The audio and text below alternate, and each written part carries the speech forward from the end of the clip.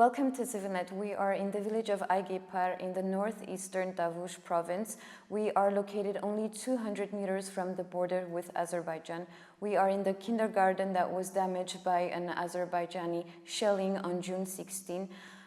We are meeting today with Bishop Bagrat Galstanyan. He is the primate diocese of the Tavush region, and he has been living here in Armenia for many years, and especially in the bordering villages for the last years. And he is actively involved in the activities of the area. Thank you for joining us, Bishop. Thank you for this opportunity. Thank you. By the way, today is the 5th anniversary of my being appointed as the primate of this diocese. Oh, should I say congratulations in that? Of course, thank you. Okay, so let's start. You know the region better than anyone now, since it's been now 5 years. You witnessed also the April War of 2016. Does this time feel similar or different? Before April 16, there was an intensive war in Tavush, and exactly in this region. And again, this village, Aygepar, was under the intensive fire. And it was in 2015. And right after that, it was 2016, the war in Nagorno-Karabakh. And the face of the war is always the same. There is a general understanding or general picture that it is associated with total destruction of human life, destruction of infrastructures, basically destruction of human life. And it is not different, it is not. And we cannot make distinction or try to understand what was the character of the war in 2016 in Nagorno-Karabakh and of the recent escalation in Tavush. And as I said, it's the same. It's the face of the war. All right. Let's talk more about Aygepar in this case. What happened exactly here first? And do you think that they know that they were targeting a kindergarten? It has been their policy. It has been, as I said, 5 years that I've been living in Tavush as the primate, visiting the villages, and I have witnessed similar incidents in many other villages, bordering villages. And there is, I assume that there is a certain policy going on in military sense, that they are trying to, or they are targeting our kindergartens, our schools, our humanitarian places, infrastructures in the villages, houses, to threaten and to make the people leave the places, leave their homes. And this, for example, is one of the examples. We have several kindergartens, schools that have been damaged or have been shelled by the Azeri forces, and it shows the general character, the approach, sort of the deceitful face of the military forces of Azerbaijan. But what do you think it means to target especially? They're trying to threaten, and this is a constant threat, they're trying to threaten and to make the people leave these bordering villages, and to have a very fragile sort of backing of the military forces that are Armenian military forces that are right on the front line, and trying to create havoc, sense of panicking, and basically to make a destruction in the villages and make the people to try to find, or try to also to revolt against the government, probably against the Armenian government, I mean, against the military forces, so that they would reach to the level of weakening the Armenian resistance, let's say. Since the start of the fighting on June 12, the situation, as we said, had drastically escalated, and the shootings are now targeting civilians. In general, what is the damage in villages besides Aygepar? Yeah, there are, basically all the villages on the border in Shamshadin region, in the region of Berd, have been under heavy firing and shooting. Those are Chinari, village of Chinari, Tavush village, even far beyond the border. In the back line, Berd, city of Berd, Nerkin Karmirahpur right here, and Mofses village.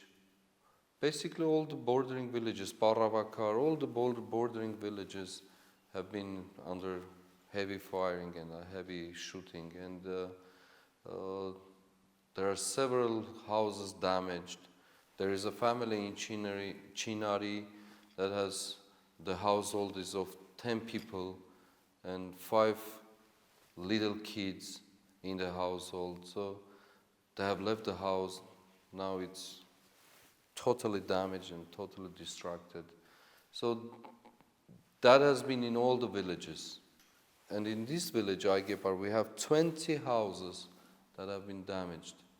Right now, they showed me the pipeline, the water pipeline, that also was damaged and distracted. And as I said, this has been our life for many years, for about 30 years. And it's not a new matter for us, but there are times that it's escalating, and there are times that there are periodical shootings, and the thing is, we don't know when it will start or restart. I have said about this that every day is a matter for us, is a kind of a bonus for our people living here. We don't know when they would start, when they would fire at the schools, at the kindergarten, at the kids who are playing in the, right in the ground and on the ground. And it is a matter of constant threat, everyday threat.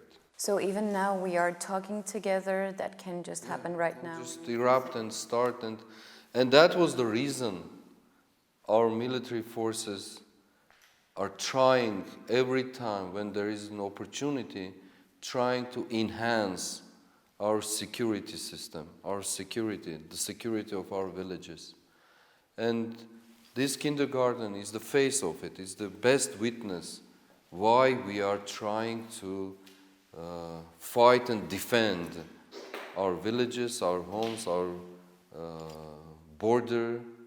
And yesterday I was talking about to one of the news agencies. I said that it's not the border, it's not the only border of Armenia, Republic of Armenia, not the border of this region, Tavush region, or border of this village.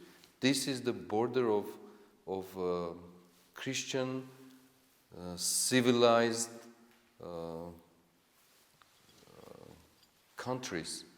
It's the border of Europe, border of Christian Europe, without making any religious connotation to it. It is the border of Europe. It's the last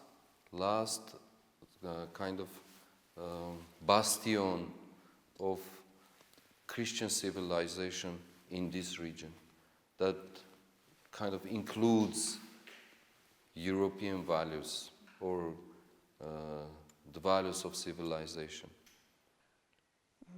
You said just before this that people in the villages are used to the situation since it's been 13 years that they're living in this situation. Years. 30 years, yeah.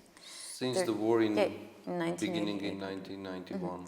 it's been that much time, and they're used to, but still there are moments of rest sometimes for them. How do the people in the bordering villages cope with the situation? How are they coping with that? There has been periodical, relatively peaceful kind of atmosphere here in the villages sometimes, but people have committed to live here and not abandon their houses and their birthplaces. And the government also is helping. The government is creating various programs for the people to stay here and work here and have a dignified life in the bordering villages. And also the church is supporting, we are supporting very much, trying to implement different programs to involve as many people as possible.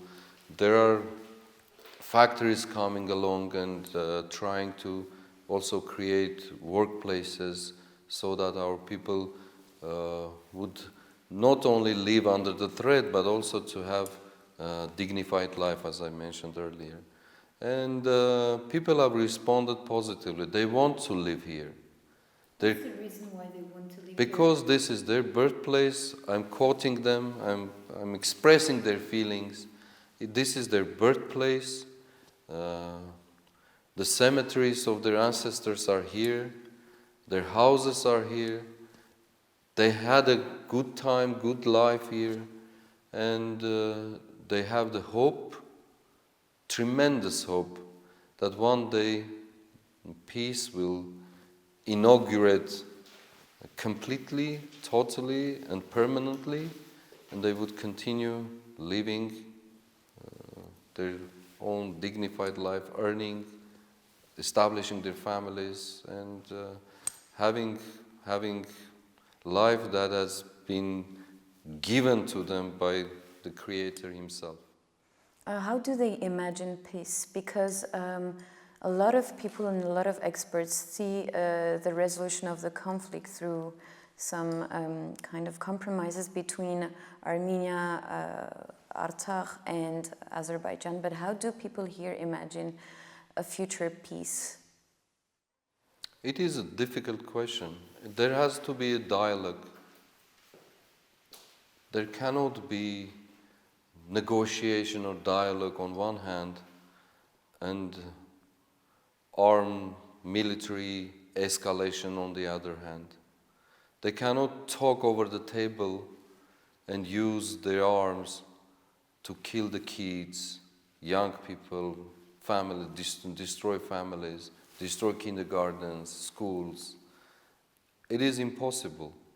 There has to be honest, frank dialogue and negotiations. And they have to come to terms that we are called to coexist together in this region. And also, one thing which is very obvious, I have sensed it, I have seen it during these last years especially. In our side, we talk about peace. Unfortunately, on the other side, there is the systematic hate speech, hate propaganda, not only on the level of the people or the society, but also it's kind of being the propaganda of the governing regime in Azerbaijan. And this doesn't help. They have to come to terms that they have to put down their arms and start talking, negotiating. There is no other way. And thanks God, our military forces that have proven many times can solve the problem the way we want to. But we understand and deeply understand, and we know that the only way of resolving this situation, this conflict, is the negotiation, the human talk on different levels. Not only on the official level, but on different levels. And so they have to understand it. They have to grasp it. They have to make it as a concept and show some strong willingness that they want to have peace as well. Thank you very much for this talk. Thank you. Thank you for the opportunity. Thank you for watching and continue to follow CivilNet.